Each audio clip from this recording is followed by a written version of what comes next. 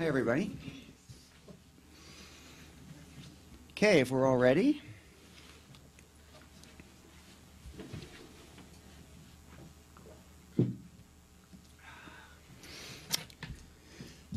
Welcome to the National Press Club, where news happens, and today will be no exception. I'm Bob Weiner of the National Press Club Newsmakers Committee, and I'll be moderating today's news conference with Senator Chuck Grassley of Iowa, chair of the Senate Judiciary Committee, to discuss the committee's agenda and actions. The event is open to credentialed media and club members, and we want to thank C-SPAN and other media for coming today and covering. In addition to chairing the Judiciary Committee, Senator Grassley serves as a senior member on the Committee on Finance, Budget, Agriculture, and Joint Tax. He is chair of the Caucus on International Narcotics Control and co-chair of the Caucus on Foster Youth. He's also the founding member of the Senate Whistleblower Protection Caucus formed this Congress. Senator Grassley has pressed for whistleblower protection, judicial nominations, alternatives to teens in jail, courtroom cameras, antitrust, drug control, seniors' rights, human trafficking protections, oversight of government fraud and abuse, and encouragement of American agriculture. Just a couple of major pieces of legislation he has authored that became law: the Whistleblower Protection Act and the Medicare Prescription Drug Benefit. He holds the record for not missing a vote of any senator in office. He was and still lists his occupation as a farmer, and his son Robin currently operates the family farm. He is known for his no-nonsense style and strives for bipartisanship. He served in the House from 1974 to 1980 when he was first elected to the Senate and has served since. He'll be running for a 7th term next year, I guess. Yes? Okay. Okay. The press says his critics call him too conservative or too liberal. To this 30-year White House and congressional staffer, that means he's one of the few who does it just about right. Delving into the personal, I'm proud to host Senator Grassley today because when I was Chief of Staff of the House Aging Committee under the unabashed liberal Claude Pepper of Florida, Senator Grassley was a new House member and on the committee. One of the first things he did was to ask me to have breakfast with him a couple of times. I'll never forget, he said, "You're a liberal and I'm conservative, but we have a lot in common to work for." He and Chairman Pepper worked together to abolish mandatory retirement for seniors so older workers would be judged on quality, not age. And that major senior rights bill passed 359 to 2 in the House, 89 to 10 in the Senate, and I'll say despite the opposition of the big labor unions and the Business Roundtable. So that was quite an accomplishment, Senator. Fast forward 15 and 20 years, and when I was the spokesman for the White House Drug Policy Office under Drug Czar McCaffrey, I saw Senator Grassley, then and now in the Senate, make methamphetamine trafficking a priority for law enforcement, as well as prevention and education. Methamphetamine abuse plummeted in America under his leadership on the Senate Narcotics Caucus. He also supported a youth anti-drug media campaign with General McCaffrey that helped cause youth drug abuse to plunge 30% in 3 years. And General McCaffrey, we emailed back and forth yesterday, sends a warm hello to you, and thank you for all you've done. We've all seen Senator Grassley expose waste and abuse in government, including in military weapons systems.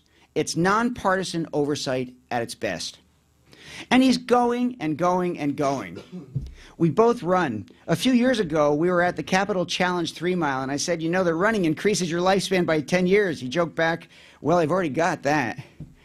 But Beth Levine of his staff, who did a great job in helping to organize today's event, by the way, told me he's still running, and the senator just a few moments ago told me he's still running. So I think I want to say that it's 10 years after your last run that you keep extending your life. I want to thank also Penny Barton, who I've known for years and have worked with on so many things, if you can convey that. And I want to thank Herb Perrone, the chairman of the, and here's John Hughes, the chairman of the National Press Club. John, as soon as I'm done, come and say hello, okay? Herb Perrone, the chairman of the Newsmakers Committee, Joanne Booz, National Press Club staffer, Bill McCarran, the executive director, all of whom helped in today's process. Autumn Kelly is our National Press Club senior assistant. Autumn, if you'd raise your hand. Autumn will be taking the mic that, here's the mic, that will be used for questions by the audience. let's see, and also, is Eric here? Do we know if Eric's here? Not here. Okay, but Hannah Coombs and Daniel Wallace. If you guys could stand, they have just spent several months as an internship and have done a spectacular job. Daniel Wallace and Hannah Coombs.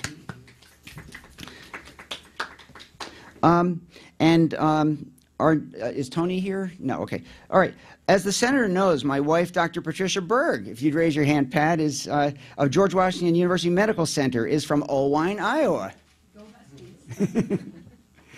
Senator Grassley is at the center of the action, having sent to the floor the recent human trafficking law and the Attorney General Loretta Lynch nominations for starters. And we just learned from your team that Loretta Lynch is being confirmed today at 10:30 this morning.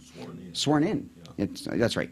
And if time permits, he can discuss the rationale for the Lynch trafficking timing, also the status of NSA bulk collection, which the press recently reported that you're at the center of, and whistleblowers protection, where there's a little swirl of activity here at the club today on that, and maybe how that relates to Edward Snowden, which is a very complicated thing, and the congressional and court and executive actions that he did generate. What to do about police? You're going to solve all of this, Senator. What to do about police African-American killings, the voting rights bill, overall minorities disparities in the justice system, teens in jail, judicial confirmations, asset forfeiture, agricultural policy, immigration. Okay, I'm out of breath, and you get to do all of that in an hour. When we started out, we wanted to hear about your alternatives to teens in jail. We understand you have some news on that and also asset forfeiture. Senator Grassley will speak for 20 to 30 minutes, and then we'll have media and club members' questions. I'll moderate the questioning, and we'll call on the questioners. We have a mic to pass around, and Autumn will be doing that. Please identify yourself and your organization. Just a quick note that on May 7th, we'll be bringing in, at a Newsmaker, Dr. Richard Hodes, the director of the National Institute on Aging under the National Institutes of Health, who's going to talk about a fascinating subject, why the human life span has extended 20 years in our lifetime, Senator. It's gone from the 50s to 76 for men, for women, and for men, and 80 for women. And what does it look like in the future, and what are the reasons for that? So that'll be May 7th at 10 a.m. right here at the National Press Club. Senator Grassley, it's an honor to have you with us today, and the floor is yours. Thank you very much. I do want to mention, by the way, that Senator Grassley is a little under the weather today. There was a possibility that maybe he wouldn't even be able to come because of his cold, so we all really appreciate him being here on that basis. I seldom get sick, so it's kind of surprising to me as well. Well, thank you for the kind introduction.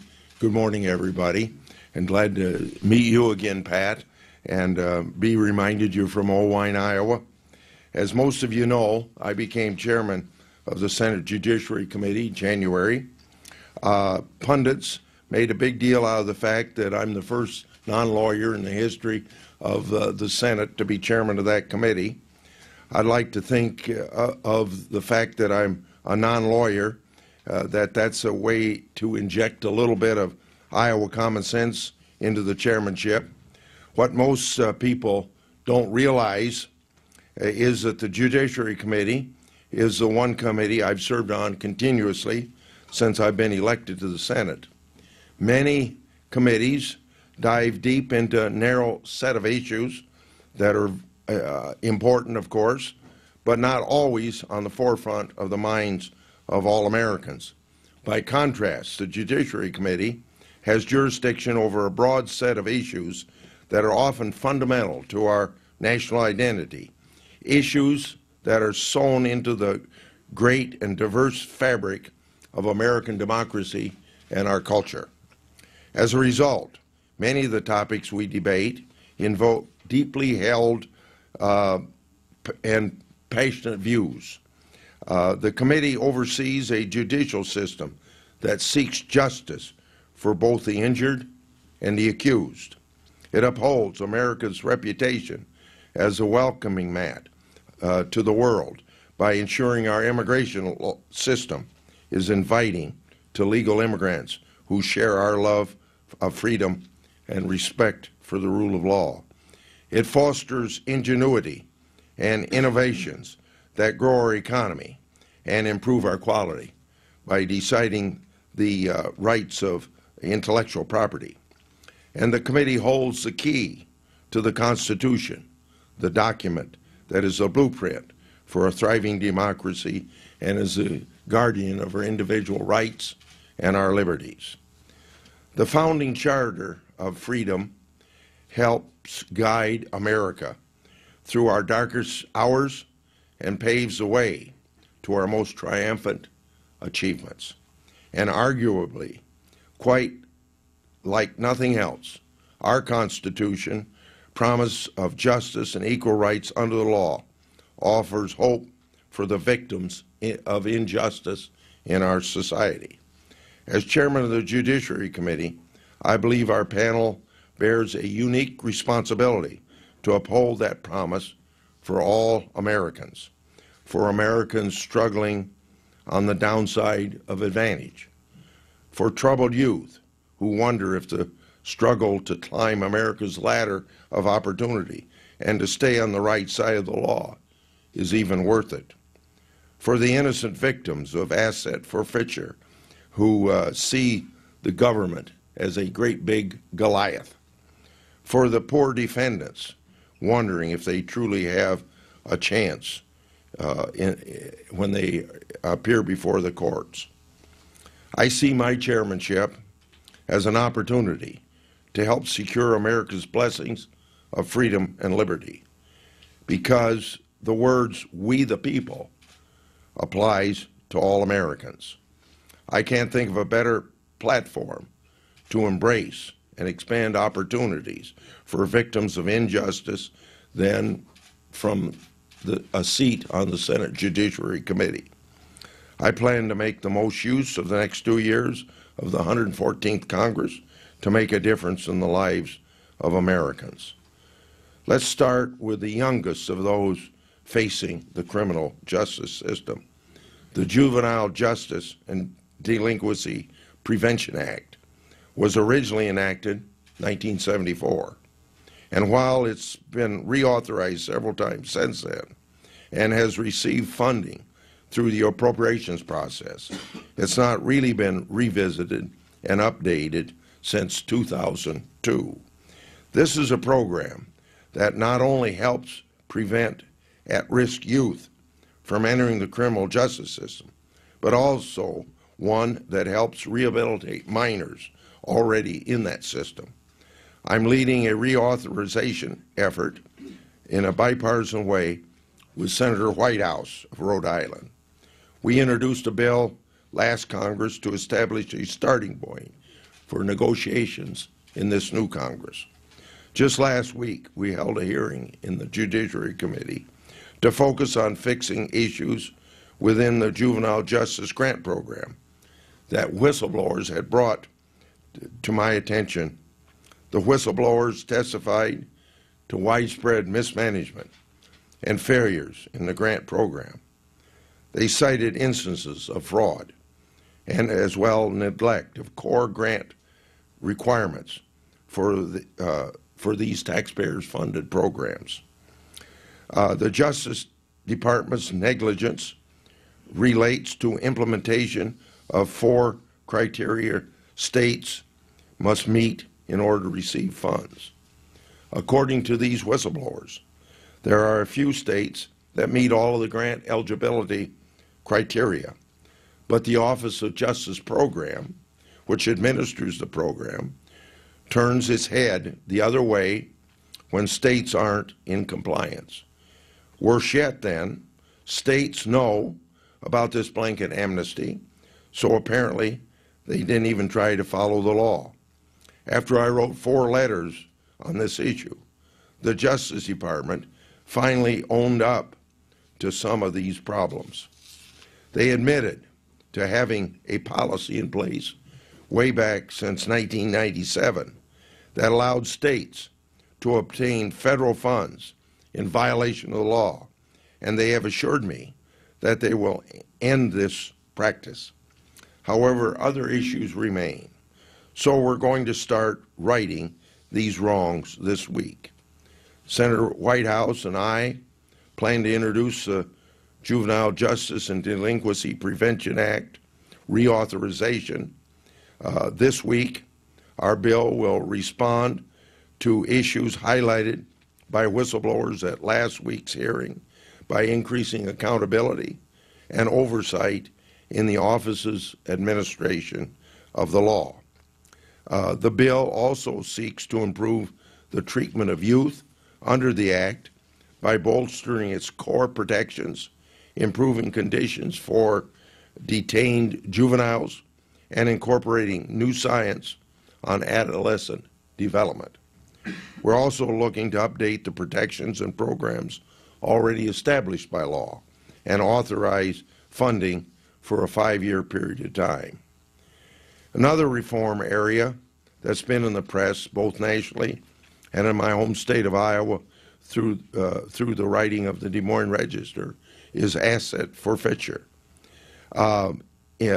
Investigations by journalists and civil liberties advocates have exposed perverse incentives that have nudged enforcement of these laws way off kilter with basic fairness.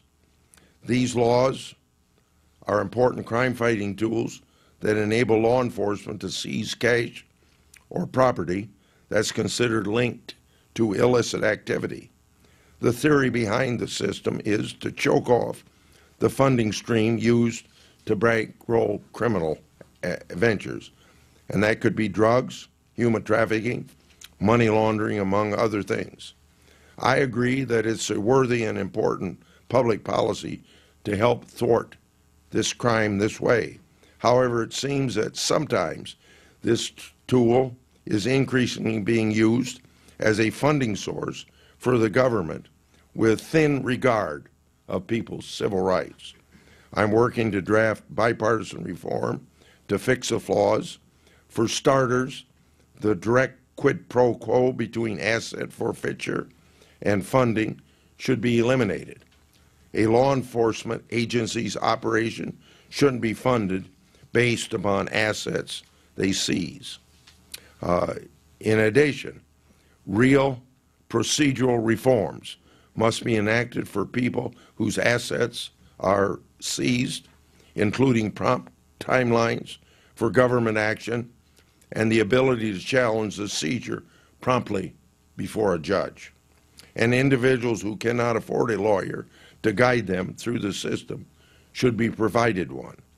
Part of addressing this problem lies in reversing the Supreme Court recent decision that allows the government to prevent people from showing that they need access to their seized funds for the simple reason of defending themselves by hiring a lawyer.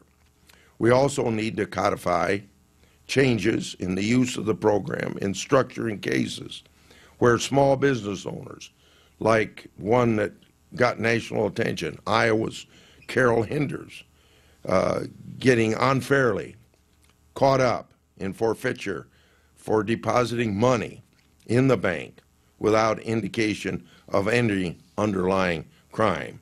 A poor lady running a small restaurant that did everything cash-wise, deposited the funds, and she was suspected of laundering money, I presume, because she was near $10,000. I'm also looking at an area of law to help indigent defendants who are not being provided with counsel, as the Constitution's Sixth Amendment requires. That amendment calls for any indigent defendant who is charged with misdemeanors or faces a possible jail sentence to have a lawyer appointed to represent them. The Supreme Court has established this rule for more than 40 years ago. We're learning that states and localities regularly fail to comply with this requirement. As a result, potentially innocent individuals plead guilty to crimes.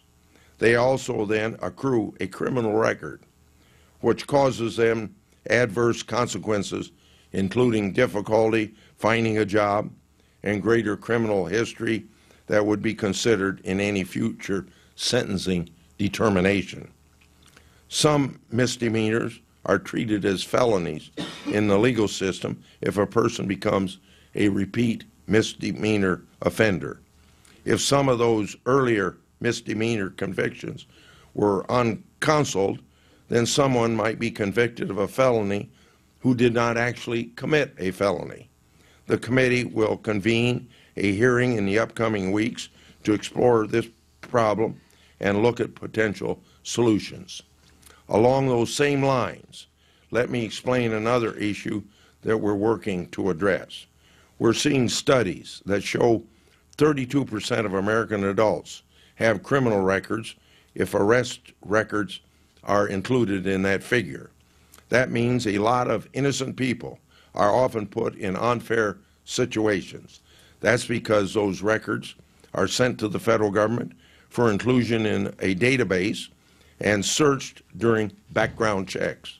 For instance, if an employer uses the database for hiring purposes, the records can be inaccurate and old. And just as bad, the database includes arrest records that never resulted in a conviction. It's unfair that an arrest not resulting in a conviction is included in a criminal background check. And while there is a process by which people can contest their records being in the database, there are flaws in the process that need to be looked and changed. Over the last several months, I've been accused of being a roadblock to sentencing reform. So let me be very clear on this point. I've told my colleagues, and I've also had a discussion directly with the President of the United States, that I'd like to sit down and talk about how we can move forward. I'm ready to address some of those issues. What I'm not willing to do is an across-the-board cut in mandatory minimums. I agree that some should be cut, but I also think that some should be raised. Let me give you some examples. With a heroin epidemic strangling some of our communities and white-collar criminals getting paltry sentences, the last thing we need is to take away a tool that law enforcement and prosecutors use to get the bad guys. Let me end with this. When I first became chairman, I talked a lot about the dual roles of the legislative branch. Our constitutional responsibilities don't just include writing laws. We're also responsible for ensuring those laws are faithfully implemented and carried out by the executive branch. It's something that I don't think we in Congress do enough of. Anybody who knows my oversight efforts understands why the Judiciary Committee has such a heavy focus on this vital function of the legislative branch. I think I have a reputation as someone who does equal oversight of both Republican and Democrat administrations. So I want to make it clear that this isn't about the current residents of 1600 Pennsylvania. Believe me, the previous administration wasn't fond of my letters and oversight either. We need to keep the federal government working for the American people, not the other way around. After immersing myself in the legislative and oversight jurisdiction of the Senate Judiciary Committee for the last 34 years, I look forward to championing these ideas and others that I didn't mention and making a lasting difference in the daily lives of Americans. Now I'm happy to take your questions. And you will make a big difference, Senator. Thank you, and especially, as I said, for coming under the conditions of your voice and your cold, and you did great. Thank you. Okay. Why don't we tackle the elephant in the room that C-SPAN even said was sort of a raison d'etre for interest here today, and just get at that, and then we can get at everything else, too. But what's your feeling on the delay of the Lynch confirmation until just today? Wasn't it sort of annoying to you that national leadership decided they would play the politics of using one bill to force the other, and 6 months of a delay in the confirmation of an attorney general? What's your thinking on all of that? Well, let me give you some history, and let me. Some of this will be a political pushback of the other political party. I want you to know that that's part of this. First of all, it was a long period of time, but let's subtract 2 months out of that period of time, because this administration and the Democratic Congress, November and December, could have decided to do the Lynch nomination. Now, that's, I also admit that we Republicans said it ought to be held over, but they had a bigger agenda that they were very glad to hold her over, because they wanted to get 13 judges approved and a couple pieces of legislation out of committee while they were still in the majority. And that's their choice.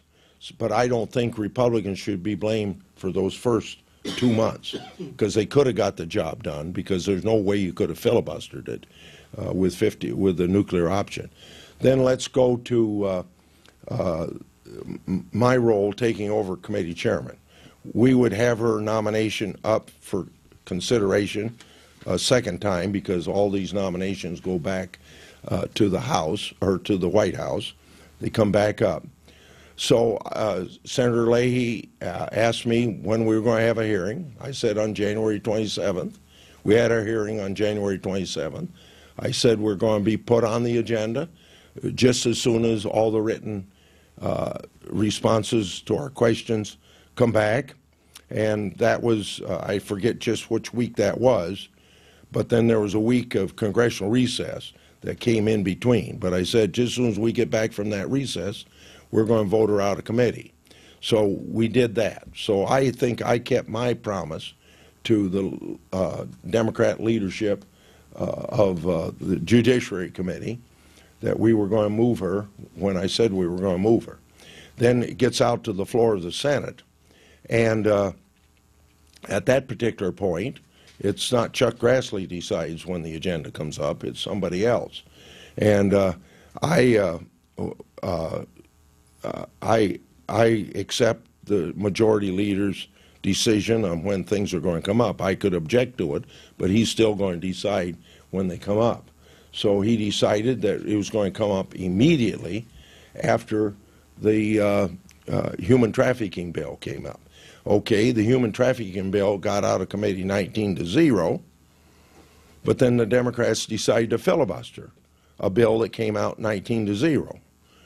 And as long as that filibuster went on, we couldn't get to the Lynch nomination. Now, why would you filibuster a bill that came out of committee 19-0? I don't know, but that's what held it up, and that's all I can say. And when it came up in the Senate was other senator's decision when it come up, not mine. Okay. I'll go in order of a few media here, and then we'll open it up. The Des Moines Register, Chris, if you could, if you have, ask a question, if you would like. Thank you, Senator. Christopher Deering with the Register. I want to see if you could just comment on some of the issues that have been happening in various municipalities across the country, Baltimore, Ferguson, Missouri. Yeah. Just your general reaction to it and what you think needs to be done by either in Congress or on the local level.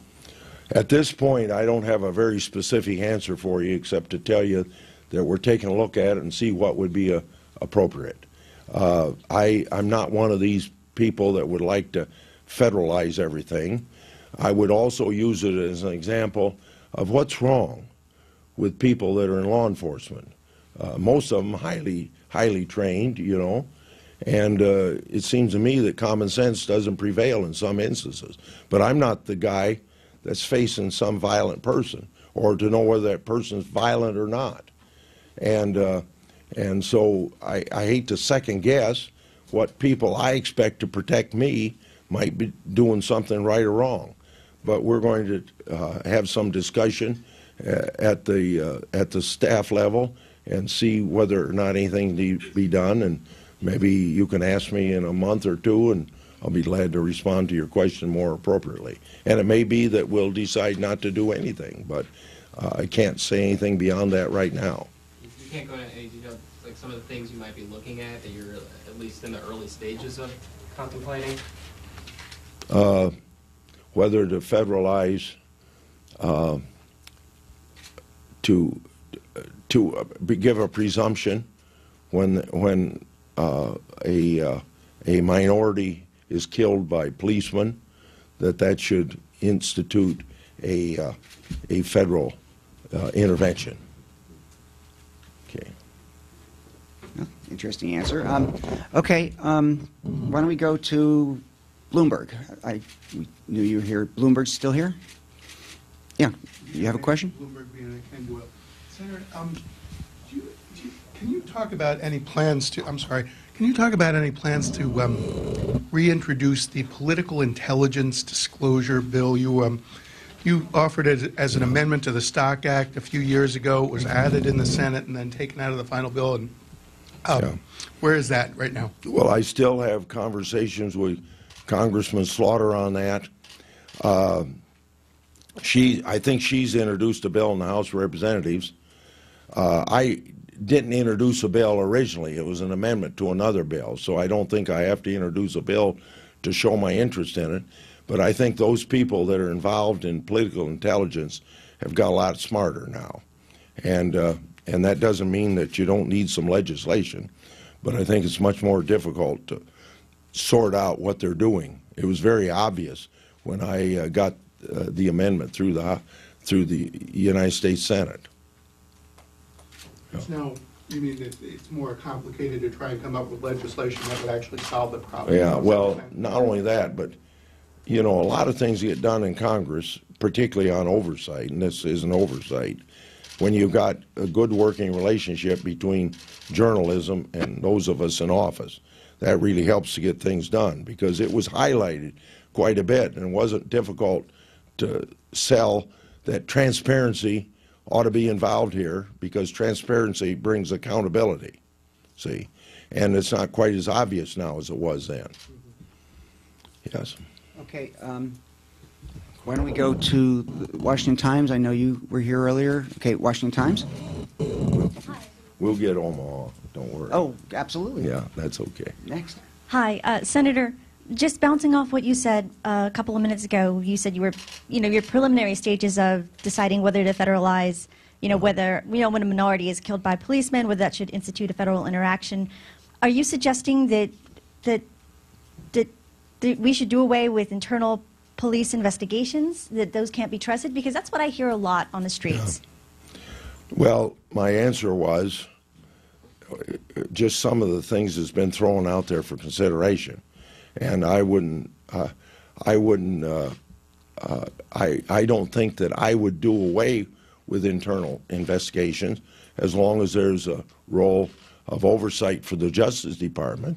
And in most of these, there is a role for oversight by the Justice Department. Sometimes the Justice Department has stepped in, sometimes they haven't. So I think you already have federal oversight of that.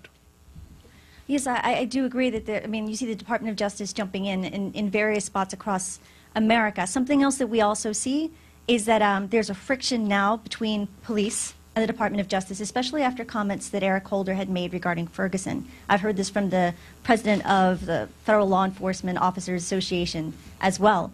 Can you speak to some of the friction that exists now? Is that something that can be better handled by the department under new administration? Listen, I don't think it's a question of doing things different. It's a question of being careful what you say, and you don't throw gasoline on a fire. Okay, Senator, the one, Omaha, you said? Yeah. There you go. Is that Omaha, Iowa? Yeah, well, just about. Yeah, pretty close. He just got engaged here. Oh, congratulations. There's it. Joe Morton with the Omaha World Herald. Senator, you mentioned possibly after you guys look at this on the staff level, one option might be doing nothing. How concerned are you then about, sort of the level of anger out there over these incidents and the protests that you see? How do you think that would be received if Congress doesn't take any action, and if it doesn't, who is it up to then? Well, you're asking me to do exactly what Chris has asked me to do. I can't be any more specific than what I've been. I just can't be. And I think it's something you got to think about and not have hasty action. And that doesn't mean that we're going to have to take action. But I think common sense among law enforcement, but I'm not one to pile on police, because I expect them to protect me, you know. And it seemed to me you ought to have, and when you aren't there, when the decision has to be made, but some of the stuff you see on television is very nerve-wracking and very, very difficult to say that common sense used. Even when you don't have murders of minorities, but you got a policeman chasing somebody that probably did a misdemeanor. Like we've had these cases in Iowa, and somebody ends up getting killed in an automobile accident. You know, you got to use some common sense in your work as a policeman. Okay, and please identify your organization. Yeah, Senator Herb Jackson with the Bergen Record in New Jersey.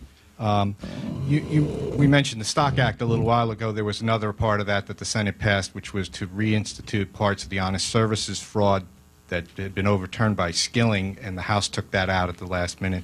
Do you see that coming anywhere going forward? Because with, you know, I've been very closely reading the indictment of Senator Menendez, and a lot of attorneys are telling me that it's very difficult for the Justice Department to bring some of these cases since the court narrowed honest services fraud and Skilling. What's your thoughts there?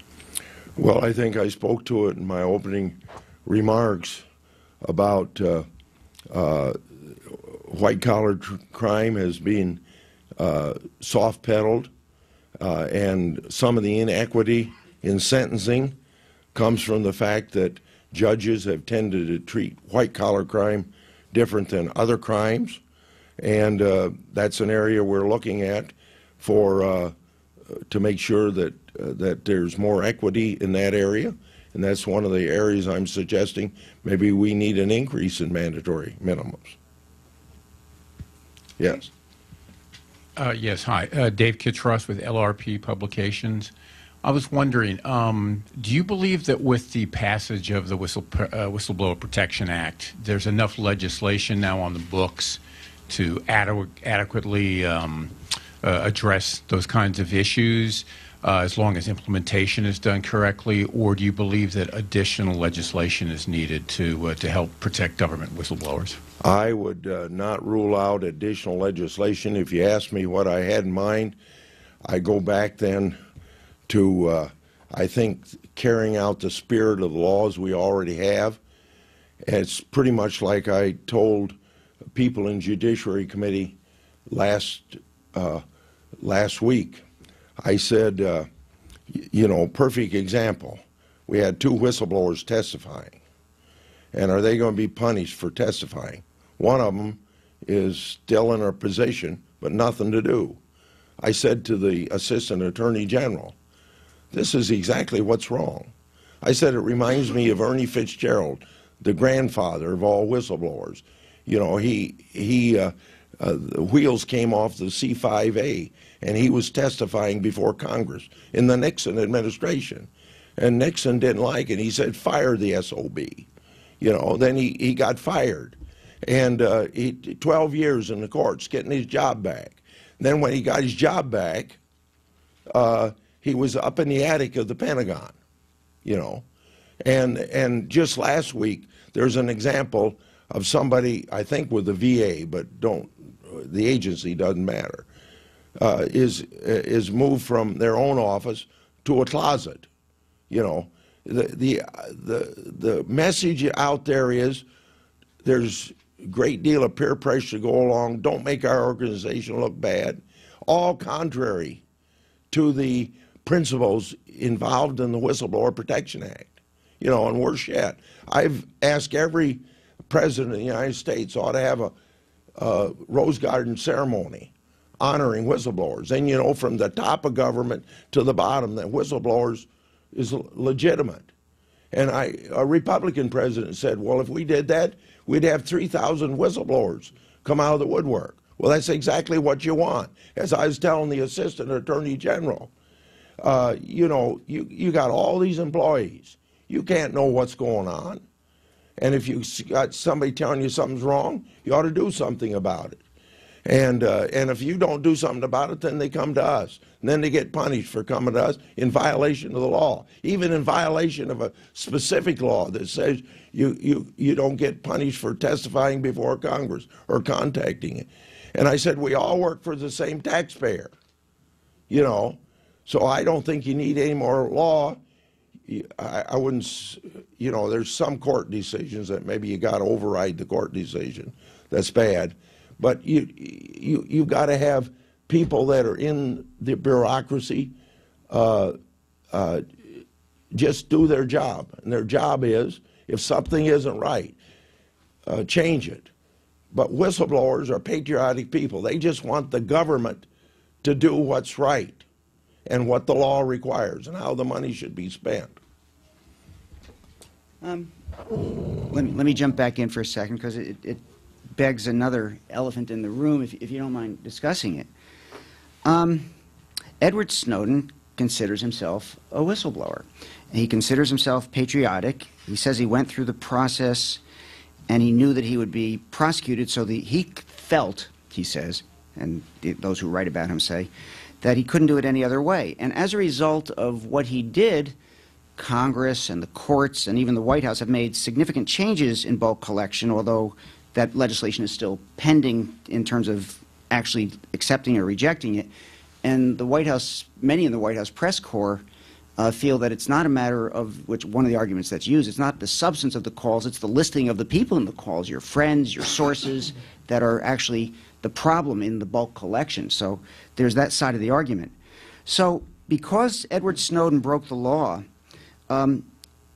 is he a whistleblower, or is he somebody who actually was simply an illegal criminal? It's a very difficult question. I certainly don't know the answer. Well, right now it'd be the latter, but not if legislation I got through the Senate had been gotten through the House of Representatives, which would apply whistleblowing laws to national security people, because they're exempt now from the whistleblower protection laws.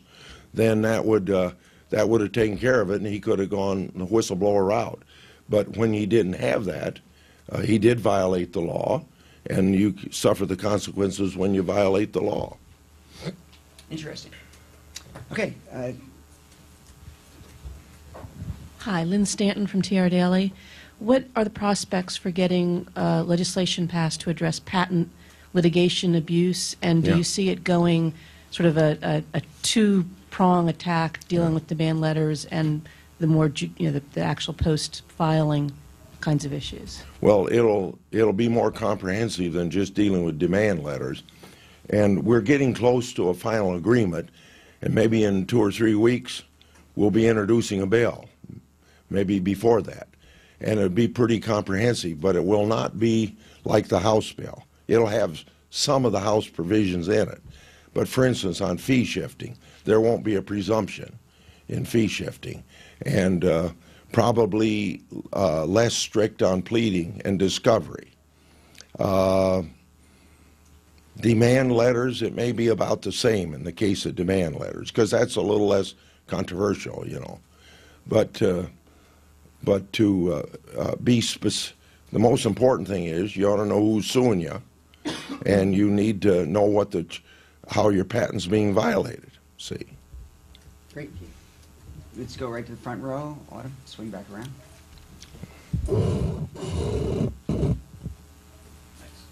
Senator Burgess Everett with Politico.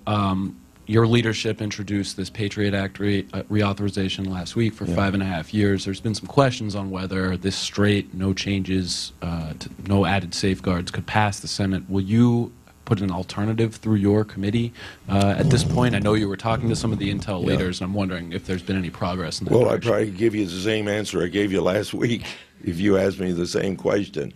I'm still talking to members of the Intelligence Committee.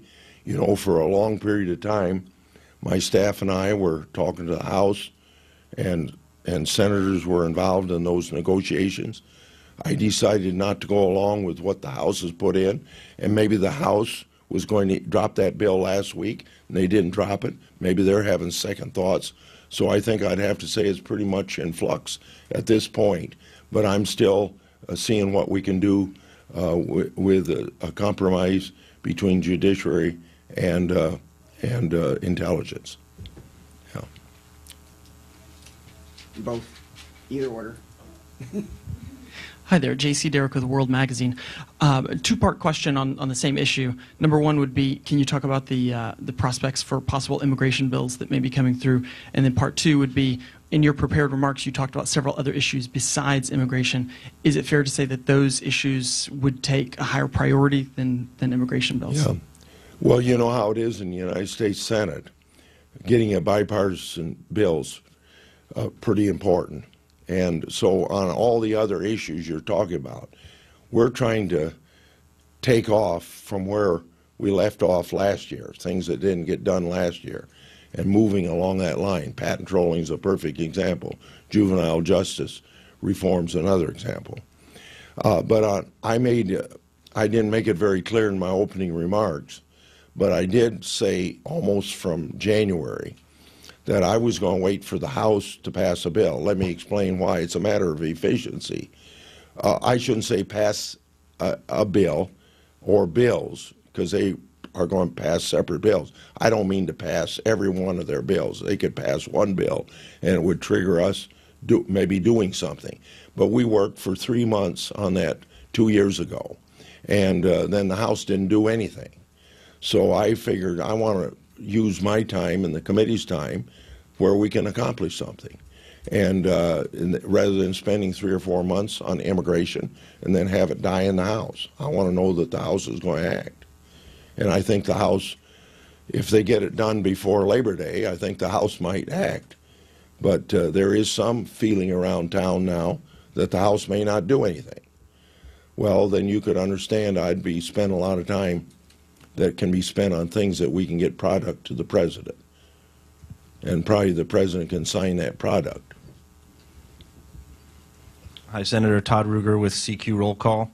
Going to the Voting Rights Act, there was this thing last year introduced, and again this year. Do you have any intention of bringing a Voting Rights Act fix to the committee?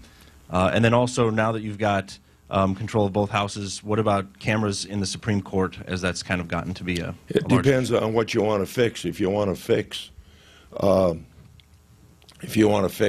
more minorities voting, more minorities are already voting, and the Supreme Court threw out the section of the Voting Rights Act, and if there's some other reason for being involved in doing something with the Voting Rights Act, I'll take a look at it. But it seems to me it's got to be different than the original intent of the Voting Rights Act, because in the last 50 years it's made great progress.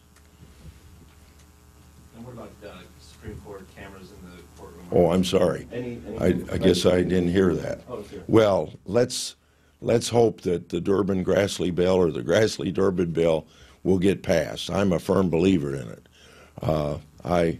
There's 1 or 2 justices said they would rather over their dead body. Well, it happens. I don't want those 2 Supreme Court justices to die, but I believe that we could enhance people's understanding of the court system by having the Supreme Court TV, very much so, and we're going to try to push it. Now, I didn't mention that in my remarks because it divides both Republicans and Democrats, you know, and you're going to have a bipartisan group to get it passed, and you're going to have a bipartisan group against it. It's not quite as easily predictable. Well, we're covering a lot. Other questions? Yeah. Go ahead.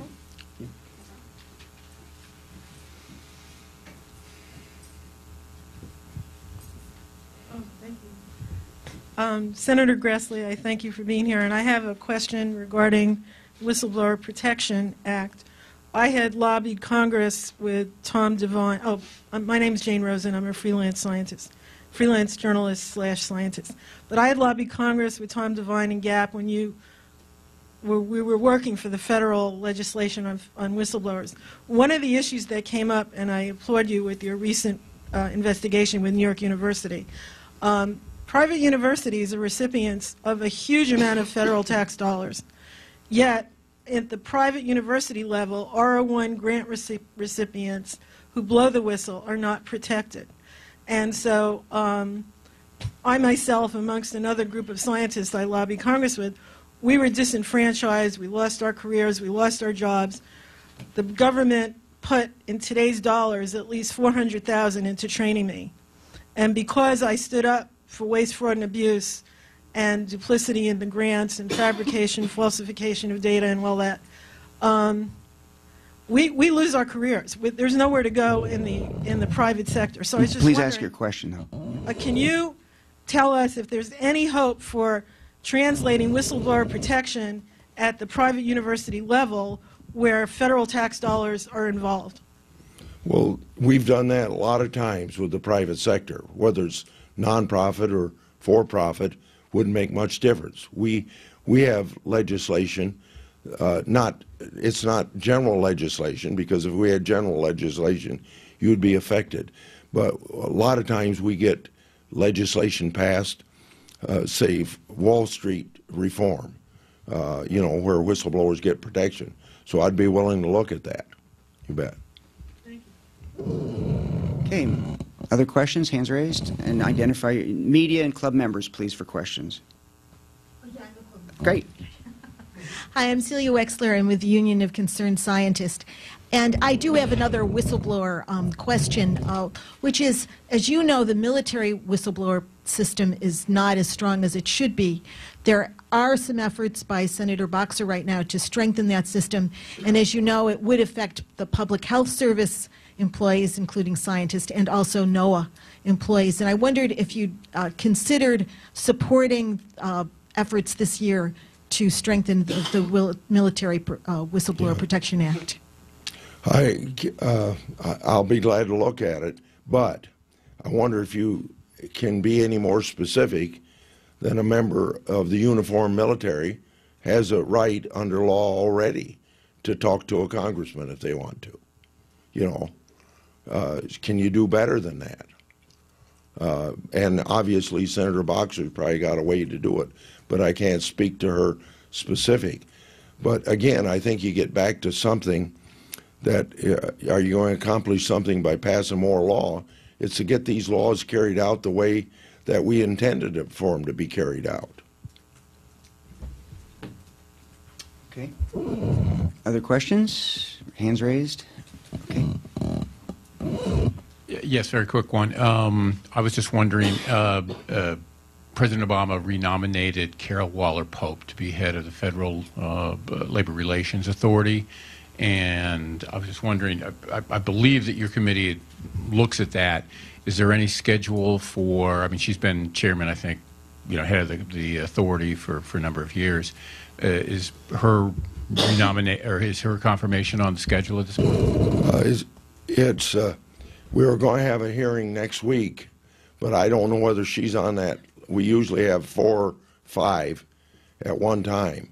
And I don't know whether she's on that list or not yet. But I want you to know we take them up the way they come up to us.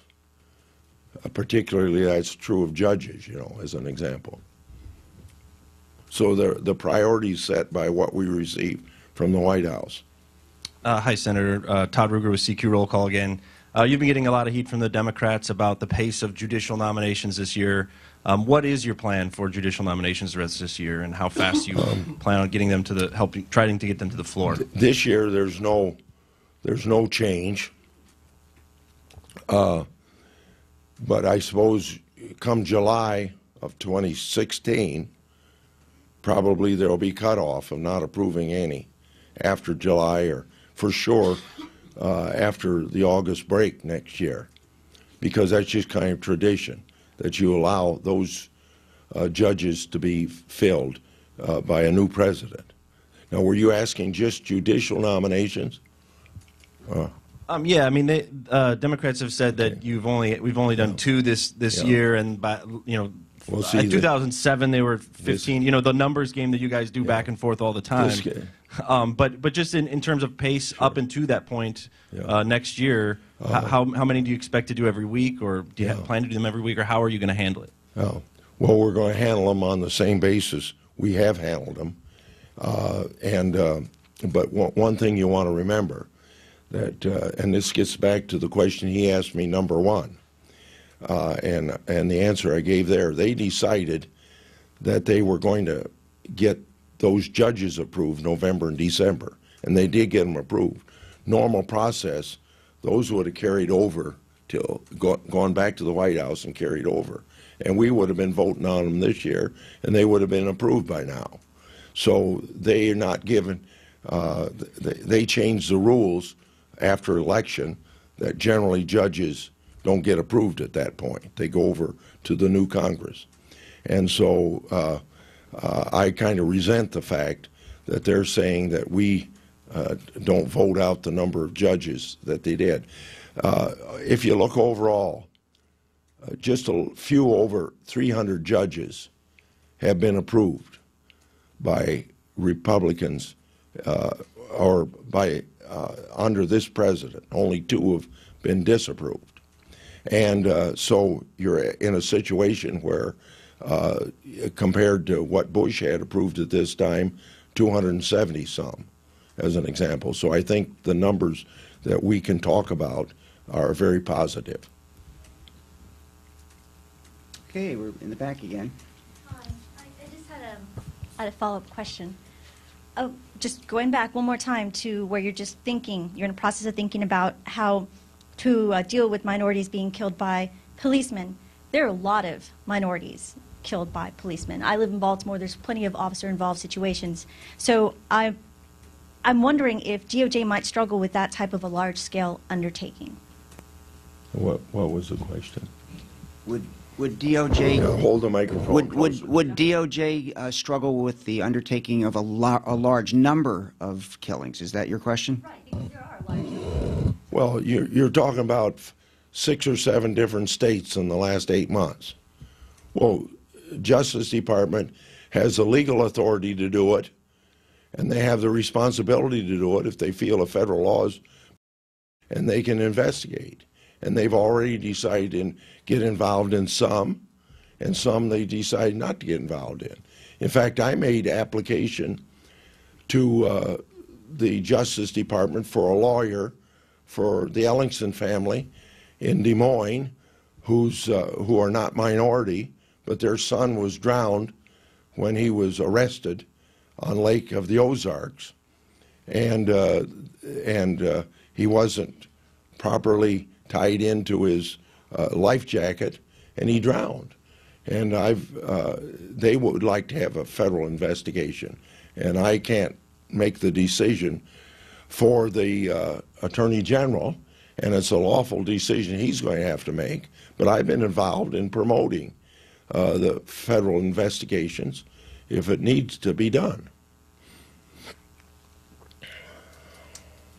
Okay, we're rounding to where 1 or 2 at most more questions, so go ahead.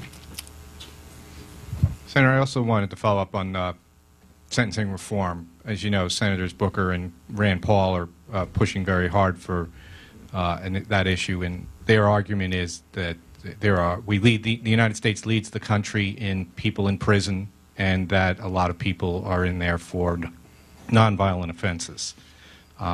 Now, you said that you wanted to talk to the White House and with the other senators about it. Do you think this bigger issue of sentencing reform will be moving at all this year? It depends on. I've told a lot of people on the that are for sentencing reform that I want to sit down and talk to them. There is some talk going on. I don't know how far it's progressed at this point at the staff level. But yes, I'm willing to do some legislation in that area. Okay, and I think we'll take one more question, if there is one. And okay, final question. Senator, last year you and I spoke about the need for a beneficial ownership law as far as anonymous companies. Since then, the UK has passed a law toward that end. I just didn't know if you had any plans to try to push that or make that more a priority this Congress. What's the law? I don't have the specifics right in front of me, but basically it would create a registry of beneficial owners for corporations in the United Kingdom. I think that I don't know whether the issue is the same for the United States, but I think it's perfectly legitimate that you know who's running a company. Transparency brings accountability. All right. Senator Grassley, thank you so much for a wonderful presentation. Yeah. And it was a lot of fun. You covered some enormous ground. I think we covered every issue on that list, and we did it in the hour. So thank you very much. We are adjourned. That was fantastic. Yeah, it went really good. Fantastic.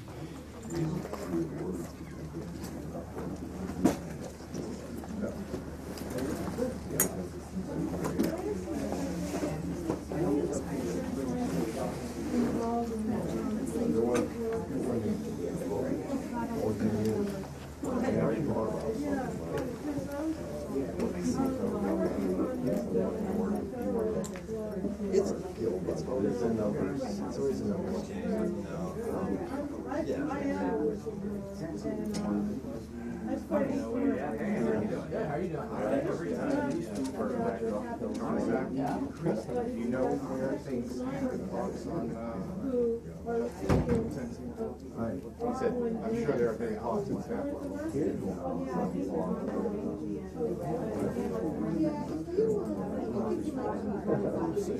There haven't been any sentences. That's what I think. I thank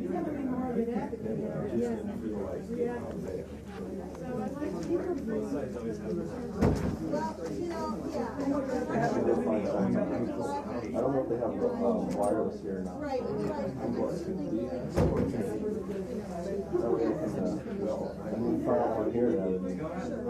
you guys going to?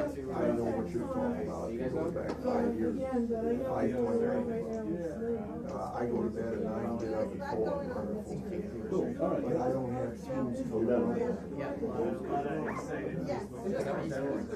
I'm sure that it's still working.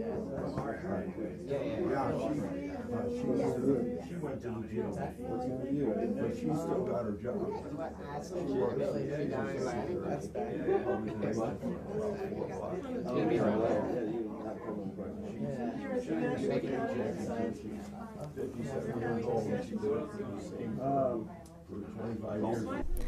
And if you missed